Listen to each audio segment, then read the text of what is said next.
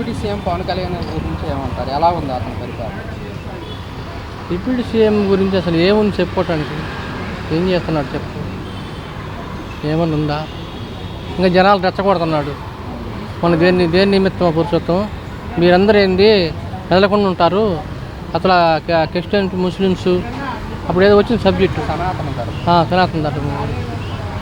ఏం చెప్తా, ఆయన ఏం మాట్లాడతాడో ఆయనకి తెలియదు. రాష్ట్రంలో లా అండ్ ఆర్డర్ కూడా మొత్తం దెబ్బతినిపోయింది, హోంమంత్రి పదవి కూడా నేనే తీసుకుంటాను ఆశా కూడా అని పవన్ కళ్యాణ్ గారు అంటున్నమాట. ఎందుకు ఇచ్చారా? ఆయన తీసుకోవచ్చు ఫస్టే. ఎందుకు ఇచ్చారయ్యా? మరి అప్పుడు ఆపోజిట్ పార్టీలు అప్పుడేమో అది ఇది అది అని అనింది. ఇప్పుడు ఆమె చేసేది, ఆమెకి ఇచ్చిన పోస్ట్ ఆమె చేయలేకపోతుంది.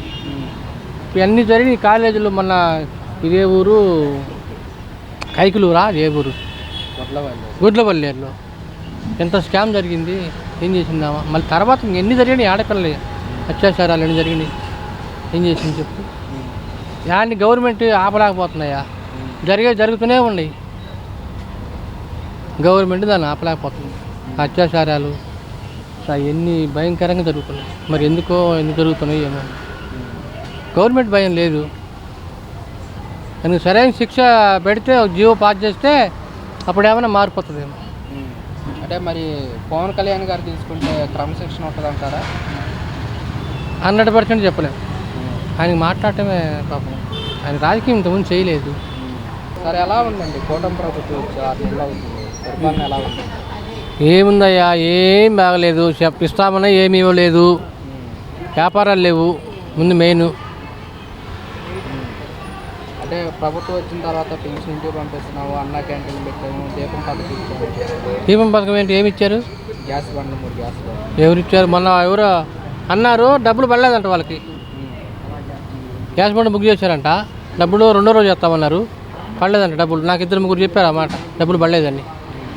కొంతమందికి పడుతున్నాయి బ్యాంకుల్లోనే, 24 గంటల్లో పడకపోతే టోల్ ఫ్రీ నెంబర్ కూడా ఇచ్చాము, దానికి కూడా కాల్ చేయొచ్చు అని చెప్పి.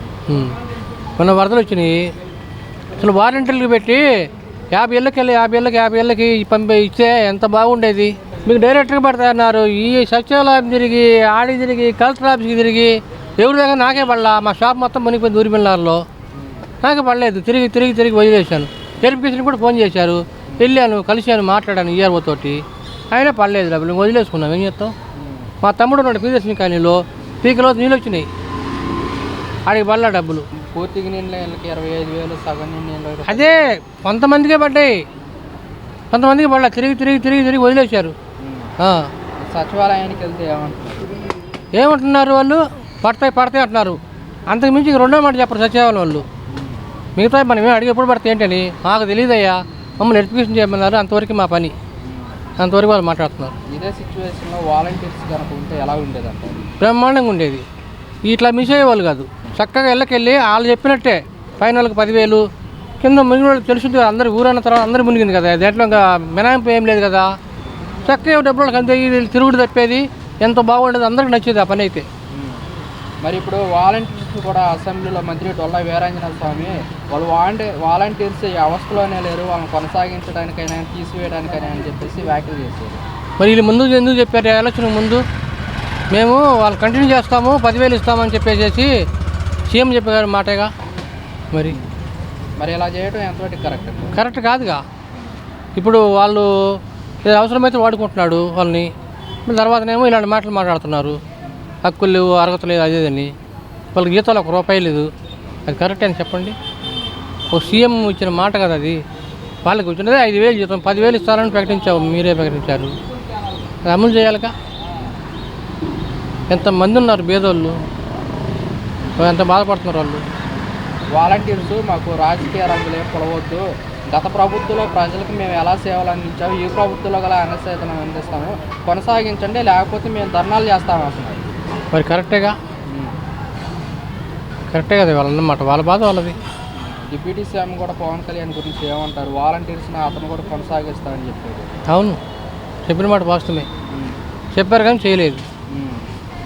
సచివాలయాలు వాలంటీర్ల కంటే సచివాలయ ఉద్యోగాలు మెరుగ్గా పనిచేస్తున్నారని చెప్పేసి కూడా చెప్తున్నారు కదా. మెరుగ్గా పని ఎట్ట చేస్తా? అంతమంది చేసే పని 10 మంది 5 ఎట్ట చేస్తారా? చెప్పు, నువ్వు చెప్పు, ఆయన చెప్పు. ఇప్పుడు అంతమంది ఉంటే వాళ్ళు లక్షల్లో ఉన్నారు వారంటీలు, వాళ్ళందరూ పని చేస్తారు 10 మంది చెప్పు. 1వ తారీఖు పెన్షన్లో 98% అమలు చేస్తున్నారు వాలంటీర్స్ వ్యవస్థ కంటే సచివాలయం సిబ్బంది అంటారు కదా. అదొకటి ఇస్తున్నారు, పెన్షన్ల మట్టుకు ఇస్తున్నారు. ఎందుకు ఇచ్చినట్టు చెప్పాలా, ఏంది ఇవ్వలేదని చెప్పాలి. అది మరి పథకాల విషయానికి వస్తే ఏమంటారు? పథకాలకి ఏమొచ్చినాయి, ఏం రాలే, శూన్యమే. అంటే ఖజానా చూస్తేనే ఖాళీగా ఉండే రాష్ట్ర ప్రజలు మొత్తం అర్థం చేసుకోవాలని సీఎం చంద్రబాబు నాయుడు చెప్తున్నారు. ఎలా చెప్తావా నువ్వు, అంత సీనియర్ సీఎం ఎలా చెప్తావు అన్నమాట? ముందెవరు చెప్పమన్నారు ఇస్తా ఇవ్వమని ఎవరు చెప్పారు? మేము అడగలేదుగా. నువ్వు ఇయ్యని మేము అడగలేదు కదా, ఇస్తాననేది నువ్వే కదా. ఇస్తానన్నప్పుడు మాట నిలబెట్టుకోవాలి. మరి మనం అడిగామా? జనాలు ఓటేసుకుని అడిగామా మాకు అది కావాలి ఇది కావాలని? అడగలేదు కదా. ఇస్తానని ఆశ కల్పించావు. సీఎం 40 సంవత్సరాలు సీనియారిటీ ఉంది, ఇస్తాడని నమ్మారు జనాలు. ఇప్పుడేమో ఖజానాలో డబ్బులు లేవు, మీరు అర్థం చేసుకోవాలంటే ఇంకేం చేస్తారు చెప్పు. జగన్మోహన్ రెడ్డి పోయిన ప్రభుత్వంలో ప్రజలకి ఆ పథకాలు ఈ పథకాలు ఇచ్చి ఖజానా ఖాళీ చేశాడు, అందుకు అమలు చేయలేకపోతున్నాం అంటున్నారు కదా. ఖజానా ఖాళీ అంతకుముందు ఆయన దిగిపోయినప్పటికి ఎంత ఉన్నాయి ఖజానాలో, నేను ఆయన దిగిపోయేటప్పటికి ఎంత ఉన్నాయి ఖజానాలో? 1,00,000 కోట్లు ఉన్నాయంట చంద్రబాబు దిగిపోయేటప్పటికి. ఈయన 5 లక్షల కోట్లు ఉంచాడు ఖజానాలో. 2 సంవత్సరాలు కరోనా వచ్చింది, గవర్నమెంట్కి రూపాయి ఆదాయం లేదు. ఇస్తానన్న పథకాలన్నీ మాట తప్పకుండా ఇంకా చెప్పనేవి కూడా ఇచ్చాడు. ఇంకా అప్పుగా అక్కడ ఆ ఇంటికి తీసుకొచ్చిస్తాడా? ఏనైనా ఇవ్వడు, ఆయన ఇంట్లో చేతి డబ్బులు ఇవ్వడు కదా. మాట నిలబెట్టుకున్నాడు. ఇప్పుడు అప్పు కూడా మళ్ళీ మన ఎత్తిన పడ్డది అనుకో, చెప్పిన మాట నిలబెట్టుకున్నాడు. అంటే ఈ పథకాలు మొత్తం కూడా ఎవరికి అందించలేదు, వాళ్ళు వైసీపీ నేతలకు కానివ్వండి కార్యకర్తలకి అందించారని చెప్పేసి కూడా కొంత అంటున్న మాట మీరేమంటారు? అది మనకు తెలియదయ్యా, మనకు తెలియని మాట మనం చెప్పు. రేపు సంక్రాంతి నుంచి జగన్మోహన్ రెడ్డి ప్రజల్లోకి రానున్నారు, ఎలా అనిపిస్తుంది? రావాలి, రాకపోతే ఎట్లాగా ఆపోజిట్ పార్టీ కదా, రావాలి. ఆయన సొంతం ఆయనకు ఉంటుంది.